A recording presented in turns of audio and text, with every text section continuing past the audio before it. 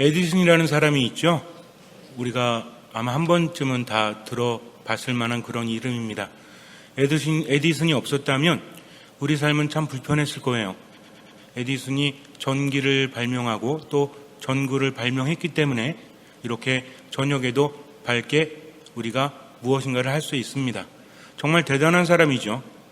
학교를 여러 군데 다녀봤지만 적응하지 못해가지고 거기에서 쫓겨나죠.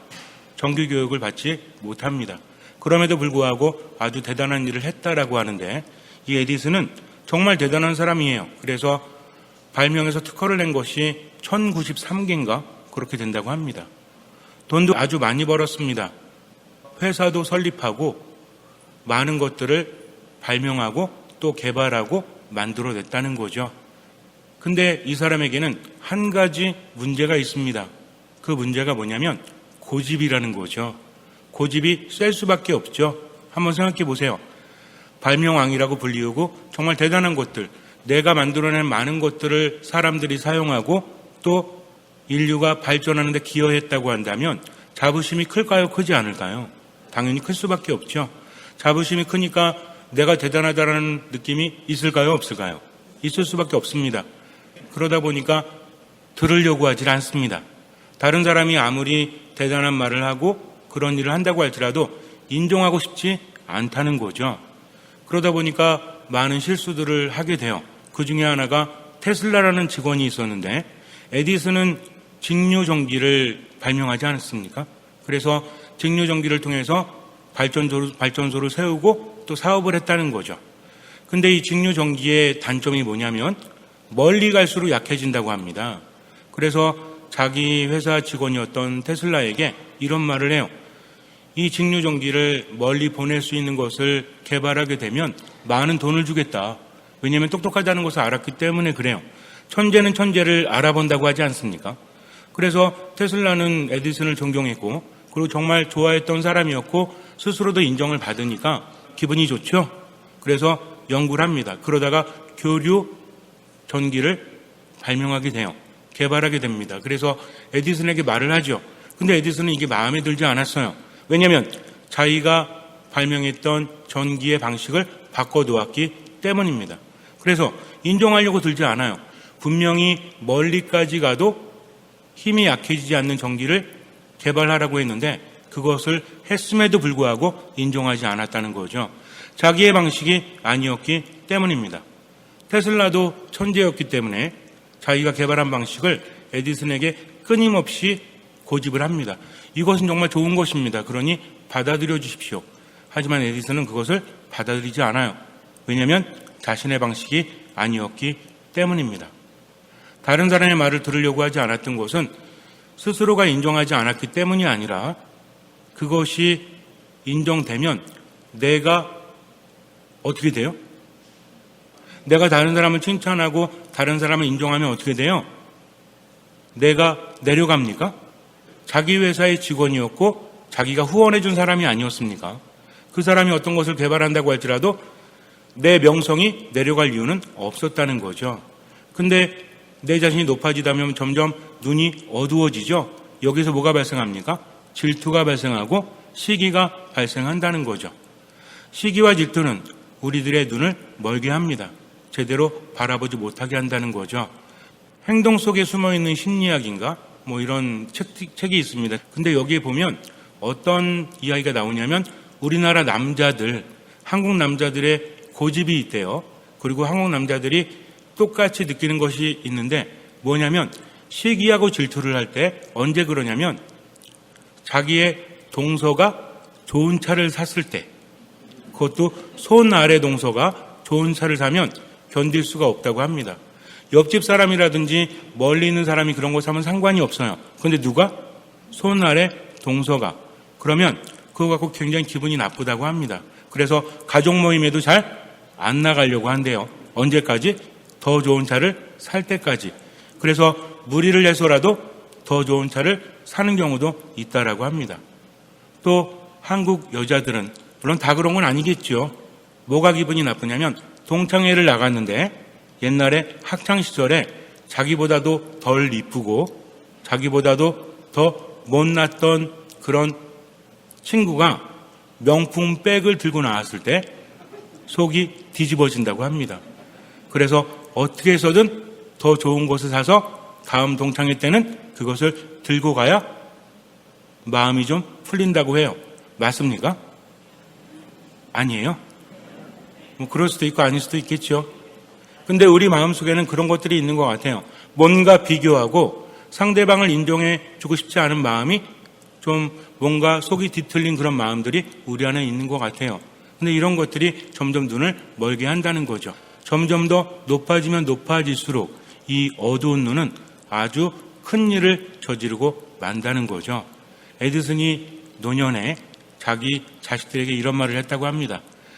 내가 인생을 살면서 가장 크게 실수한 것은 교류 전기를 지지해주지 않은 것이다. 즉 스스로도 알았다는 거죠. 이게 문제이지 않습니까? 내가 모르는 상태에서 고집을 부리는 건 상관이 없어요. 알매도 불구하고 들으려고 하지 않는 것. 누구 때문에? 내 자신 때문이라는 거죠. 만약에 에디슨이 그렇게 많은 발명을 하지 못했다면, 조그만 회사의 사장이었다면 오히려 좋아했을 거예요. 근데 이미 명성이 하늘을 찌르지 않았습니까? 그래서 자기 자신을 벗어나는 것에 대해서 용납하지 못했다는 거죠. 우리도 세상을 살아가면서 이런 고집들을 버려야 합니다. 그래야만 진정으로 자유로울 수 있다는 거죠. 예수님께서 기적을 행하셨을 때 사람들은 놀라죠. 그런 일은 본 적이 없었기 때문에 그래요. 사람들이 마귀 들려 말 못하는 사람 하나를 예수님께 데려옵니다. 마귀가 쫓겨나죠. 예수님께서는 한 말씀으로 마귀를 쫓아내십니다. 이전까지 어떤 예언자도 한 말씀으로 마귀를 쫓아내지는 못했어요. 그런데 예수님께서는 그렇게 하십니다. 누구도 따라올 수 없는 하나님의 기적이 예수님께로부터 일어났다는 것입니다. 군중들은 놀라워합니다. 이런 일은 이스라엘에서 한 번도 본 적이 없다. 정말 대단한 거죠. 근데 어떤 사람들은 인정하지 않습니까? 바리사이들은 인정하지 않습니다. 인정만 안 하는 것이 아니라 뭐라 그래요? 저 사람은 마귀 우두머리의 힘을 빌려 마귀를 쫓아낸다라고 합니다. 기적에 대해서 인정하고 싶지 않았던 거죠. 문제는 이것이 보통 기적이 아니었다는 겁니다. 이 사람도 저 사람도 할 수 있는 기적이 아니라 여태까지 이스라엘에서 한 번도 본 적이 없는 엄청난 기적이다. 심지어는 나중에 죽은 사람이 살아나도 그것조차 인정하지 않습니다. 이미 눈이 어두워진 거죠. 바리사이들은 어떤 사람들이었죠? 바리사이들은 말 그대로 경건한 사람들. 왜 경건하죠? 하느님을 섬기기 때문입니다. 하느님께로부터 율법을 받았고 하느님께로부터 예언을 받았기 때문에 그것을 연구하면서 삶으로 살아가는 사람들, 율법학자들이 율법을 연구해서 가르치면 그것을 듣고 배우고 실제로 삶 안에서 살아가는 경건한 사람들이 누구였다? 바리사이들이었다는 거죠. 그렇다면 바리사이들은 하느님을 그리워했고 하느님을 향한 사람들이었습니다. 그런데 문제는 뭐예요? 하느님을 향하면서 얻어지는 많은 것들 때문에 사람들이 그들을 인정하고 그들을 따르죠. 인간은 그렇지 않습니까? 눈에 보이지 않는 하느님보다 눈에 보이는 사람이 눈에 더 띈다는 것이죠. 여러분들도 신부님이나 수녀님들을 존경하고 좋아하는 이유가 뭐예요? 잘생겨서? 하느님을 향해서 있는 분들이기 때문에 그래요. 사제들은 축성되고 또 수도자들은 봉헌되기 때문에 하느님 나라를 미리 살아가는 분들이기 때문에 존경하지 않습니까? 그래서 나이가 어려도 그 말씀을 듣고 말씀대로 살아가려고 하는 거죠. 여러분들 중에서 저보다 어린 분들은 몇 분 안 되시는 것 같아요. 우리 본당은 특히 어르신들이 많기 때문에. 하지만 그럼에도 불구하고 눈에 보이지 않는 하느님보다 눈에 보이는 사람이 더 크게 들어올 수밖에 없다는 거죠. 하지만 그 모든 것들은 다 누구 때문입니까? 하느님 때문이라는 거죠. 세상에 거룩하신 분은 오로지 하느님뿐이 없다고 했습니다. 성인들이 거룩한 것은 하느님 안에 머물기 때문이다. 바리사이들도 마찬가지였어요. 그들은 하느님 안에 머물기를 바랬고 늘 하느님의 말씀을 읽고 묵상하고 가르침을 살기 위해서 노력했습니다. 하지만 문제는 그러면서 점점 자신들이 높아졌다는 겁니다. 스스로도 자각하지 못하는 사이에. 그러다 보니까 높아지면서 보이는 징후들이 있죠. 우리도 마찬가지예요. 내가 교만해진다? 잘 알지 못합니다. 교만해지면 내가 커지기 때문에 다른 사람을 인정하지 않는다는 것입니다. 내 안에서 뭐가 사라지는 거예요? 사랑이 사라진다는 것입니다. 예수님께서 분명히 뭐라고 하셨습니까? 서로 사랑하여라. 내가 너희를 사랑하였듯이 너희도 서로 사랑하여라. 예수님께서는 이 말씀을 하시면서 어떤 행동을 하셨죠? 제자들의 발을 씻겨주십니다. 그러면서 새로운 계명을 주셨다는 것이죠. 그 의미를 제대로 봐야 돼요. 예수님께서 먼저 종이나 하던 행동을 하셨다는 겁니다. 그분은 누구신데? 스승님이신데 제자들의 발을 닦아주셨다는 거죠. 이것은 당시에는 상상할 수도 없었던 일이에요. 그런데 예수님께서 왜 그러셨죠? 제자들 마음 불편하게 하시려고? 제자들이 너무나 불편했겠죠? 스승님이 발을 닦아주니까 어때요? 말도 안 됩니다. 이것은 굉장한 충격이었죠. 그러면서 예수님께서 뭐라고 하십니까? 내가 너희를 사랑하였듯이, 이렇게 내가 너희들의 발을 닦아주었듯이, 내가 내 자신을 낮추고 발을 닦아주었듯이 너희도 이렇게 사랑해야 한다. 왜 그렇습니까? 그렇게 사랑해야만 내 안에 머물 수 있고 내 제자가 될 수 있기 때문에, 그래서 예수님께서는 말씀을 하신다는 것입니다. 우리에게 있어 사랑이라는 것은 그냥 착한 사람, 선한 일을 하는 사람, 이 차원을 뛰어넘는다는 거죠. 사랑하지 않으면 그분의 제자가 될 수 없고 사랑해야만 그분의 제자가 될 수 있다는 것이죠. 하지만 이런 사랑은 겸손할 때 가능합니다. 겸손과 교만이라는 것을 우리가 잘 생각해 봐야 돼요. 교만해진다면 어떤 특징이 있다고 했죠? 내가 높아지기 때문에 다른 사람을 인정하지 않습니다. 중요한 것을 잊게 된다는 거죠. 내가 왜 하느님 안에 머무는지, 왜 하느님의 말씀대로 살아가는지 목적을 잃어버리고 내가 커지기 때문에 스스로 알면서도 눈과 귀를 막아버립니다. 이게 뭐예요? 이게 고집이요, 이것이 교만이라는 것입니다. 결국 그것은 누구를 알아보지 못하게 해요? 하느님을 알아보지 못하게 합니다. 예수님께서 기적을 행하셨을 때 바리사이들은 어땠을까요? 바리사이들이 전부 다 예수님을 배척했어요? 그렇지 않습니다. 그 중에는 예수님의 제자들도 있었고 예수님을 좋아하는 사람들도 있었습니다. 왜냐하면 예수님께서 하시는 모든 말씀과 행동 안에서 하느님을 발견했기 때문에 그래요. 근데 점점 예수님께서 유명해지시니까 바리사이들은 어때요? 우리가 공식적으로 경건한 사람들이요, 사람들에게 존경을 받았는데 점점 누가 그 자리를 빼앗아가? 예수님께서 빼앗아 가시는 거죠. 목적을 잃어버리게 됩니다. 그래서 예수님이 마음에 들지 않았던 거예요. 어떻게 하면 예수님을 끌어내릴까? 이것만 생각합니다. 그러다 보니까 예수님께서 하시는 모든 행동들에 대해서 부정적일 수밖에 없죠. 이런 고집을 부린다는 것입니다. 처음에는 그냥 조그맣게 시작을 했겠죠. 나중에는 엄청난 실수를 저지르게 돼요. 예수님께서 하시는 기적들이 이전에는 상상할 수도 없었던 기적임에도 불구하고 그들은 길을 막아버려요. 그리고 심지어는 사탄의 두목의 힘을 빌려 저런 기적을 행한다라고 예수님을 폄하합니다. 나중에 라자로라는 사람, 이 사람을 예수님이 살리죠. 죽은 사람이 살아납니다. 더군다나 죽은 지 사흘 이상이 지났죠. 그럼에도 불구하고 라자로가 살아나요. 이미 썩은 내가 났음에도 불구하고 예수님께서는 라자로를 살리십니다. 이것을 보고 어떻게 생각해야 돼요?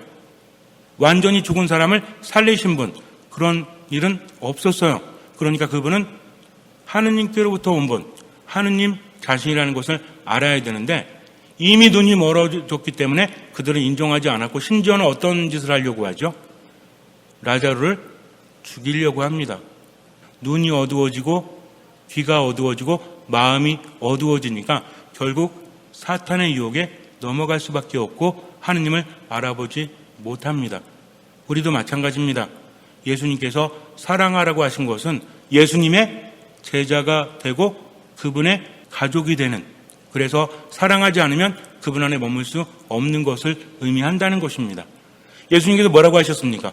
나를 따라오려면 자기 자신을 버려야 된다. 그리고 매일 제 십자가를 지고 나를 따라야 한다라고 말씀하세요.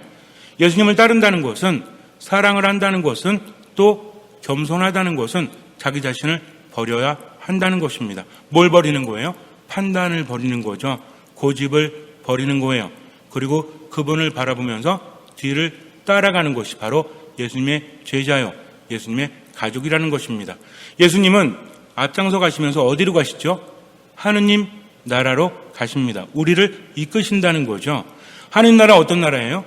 하느님 나라는 평화가 있는 곳, 기쁨이 있는 곳, 죽음이 아니라 생명이 넘쳐나는 곳이에요. 우리가 마지막 날에만 갈 수 있는 것이 아니라 이미 예수님을 따라가면서 우리는 하느님 나라 안에서 살고 있다는 것입니다. 그렇기 때문에 우리는 행복하고 평화롭고 기쁨을 누릴 수 있는 것이죠.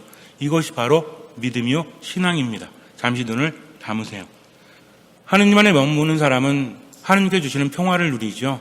아무리 힘들고 괴로워도 죽지 않습니다. 이겨낼 힘을 하느님께 받기 때문입니다.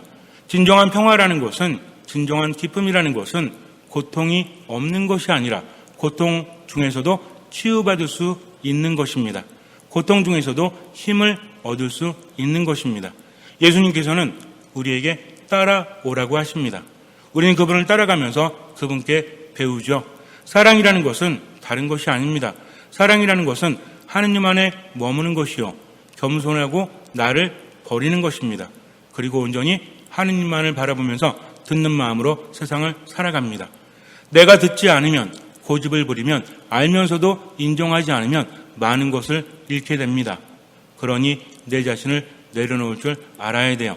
지금 내가 부리고 있는 고집이 있다면 그것이 가족 안에서든 직장 안에서든 어디에서든 결국 내 눈을 멀게 하고 내 귀를 멀게 한다는 것을 알아야 합니다.